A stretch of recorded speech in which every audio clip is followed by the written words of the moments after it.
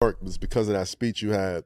I think it was at the SAG Awards. Yeah, yeah, pretty much. That was major. That was such a fire speech because a lot of people get in that spot and they're very like, you know, humble and happy to be here type of thing.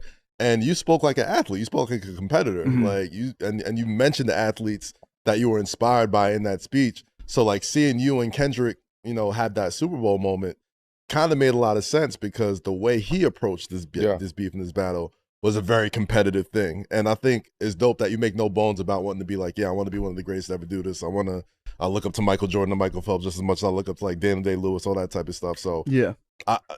How do you use that? And, you know, we watched the new movie that came out, Marty Supreme.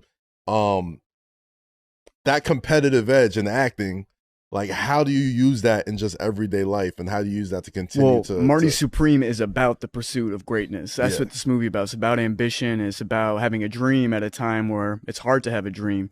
You know, for that kind of speech, it's just about recontextualizing, I feel like, the environment I'm in, because you think about De Niro, you think about Leonardo DiCaprio, Daniel Day-Lewis, those are the greats, the way Michael Jordan's a great, but people don't want to make room for the greats today because the nostalgia is so thick. Right. And Marty Supreme is the culmination of that. It is about a guy who won't take no for an answer. It's about being an idiot in your 20s. It's about not taking no as an answer from anyone, and about being the greatest at something, not necessarily the greatest at basketball like Melo or fame and stuff like that, because it's about ping pong, but, you know, about pursuing your greatness and not being ashamed about it. When they say you could be great